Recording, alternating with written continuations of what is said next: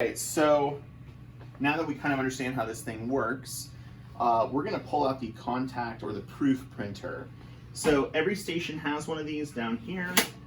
It'll basically be a pane of glass. It's essentially what it is, on top of some foam.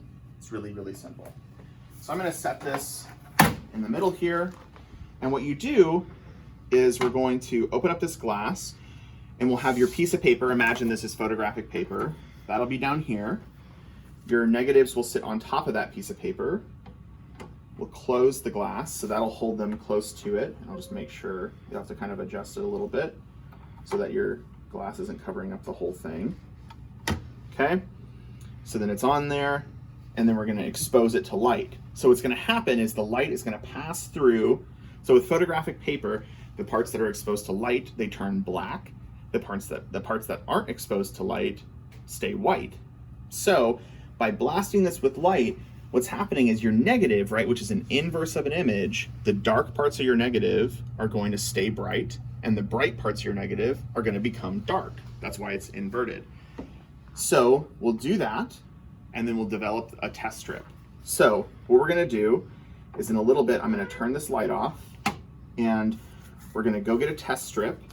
Well, first, actually, I'll make sure the light's all in the right position. Then we'll get a test strip. We'll put the test strip down in the middle. I'll lay this down. I'll close this. And then I'm going to use the piece of cardboard. Every one of these stations has a piece of cardboard. And I'm going to make a test print. And what I'm going to do is, I'll probably do a 10-second test print. So I'll turn my timer to 10. And again, I'm going to go over this in a little bit more depth in a second. I'm going to hit expose this for 10 seconds, then I'll move it down to the next row and hit expose and expose that for 10 seconds, and then move it to the next row and expose that for 10 seconds. What I'm doing is I'm creating a gradation of exposures. So this first one is at 10 seconds. Now whenever I move down here and I expose both of them to 10 seconds, this is at 20 and this is at 10. And then here, this is at 10, this is at 20, this is at 30, and so on and so forth. So what I'm doing is I'm creating a series of exposures, and I'm keeping track of, okay, this will be 10 seconds, 20, 30, 40, 50, 60, 70. So whenever I develop it, I'll look at them and I'll say, which one looks the best? Okay, 30 seconds looks the best, and then I'll make my full sheet at 30 seconds. So you use this, the test strip, creating the test strip is creating a series of exposures to then get your final time that you're gonna expose the full paper for. Okay, this seems a little complicated, but trust me, once you do it once or twice, you'll have it down. So I'm going to lift this up. The first step I'm going to do is I'm going to turn off our lights. So I'm going to turn off our lights, and I'm just going to make sure that the light is covering my paper completely. Turn off our lights, and I'm going to put myself in focus mode. So there's my light, and that's completely open, and I can see my paper. It's pretty much covering the whole thing. This orange light is okay if it's hitting it, but I can move it around if I just need a little more space. So in this one, honestly, it's a little dark. I might give it a little more light. I'm gonna put this on high. So remember that switch up at the top that we moved before from high to low? I'm gonna actually put this one on high just because I can visually tell it's not quite enough light to do what I want it to do.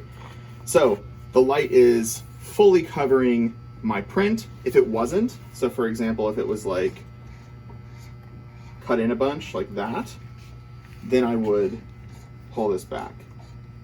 Ooh, something just happened with our lens. I think a piece of dust fell on it and it's causing it to, yeah, look at that. So a little piece of foam fell on my lens there. I saw that. All right, let's put this back in. Obviously, I would not want to do this with paper out, right? Because remember, this light exposes the paper. All right, so I'm going to adjust it. That's a good size. I got my proof printer set up. I'm going to open it like this. I'm just running through this in my head. I'm going to lay the test strip out. I'm going to put this on top, close it, and then I'm going to do my test print. I'm already set up at 10 seconds.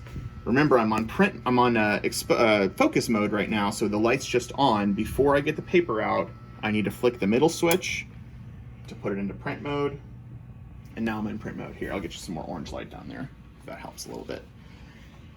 So I just want to make sure I'm not, so the middle switch, again, that's up and down. So whenever I pull the paper out, I want it to be down. All right, got that all set up. Let's come over here and get the paper. So I'm gonna come over here and I'm going to pull out my glossy paper, and I actually already cut some test strips that are in this. Again, my watch is on theater mode, but if you want, you can also just completely take it off. I usually do that just in case, because the back will like flash green sometimes. So I'll do that. I'm gonna pull out a test strip. Let's see, I'm happy with this one. And I can actually feel, remember I completely closed this right away, put it back on the shelf. I can feel the difference. One side has a gloss on it, and the other side doesn't. The other side's just normal paper. So I wanna make sure my glossy side is up, right? That's the side that needs to be exposed to light. All right, so I'm gonna come over here. I'm gonna lay it down in the middle. Okay, I'm gonna get my negative sheet. Again, it's okay if this is hitting the orange light. The orange light doesn't expose it.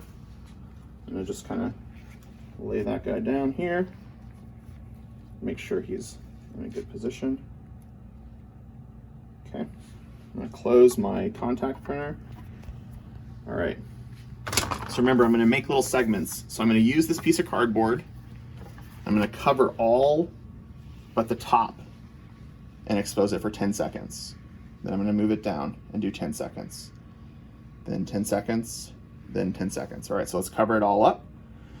And the far right switch is the expose switch. So I'm gonna hit it, and it's gonna expose it for 10 seconds.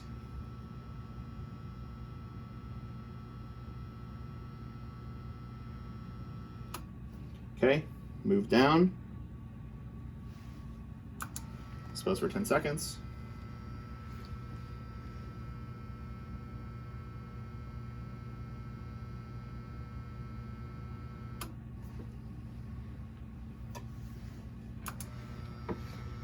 Move down, expose for 10 seconds.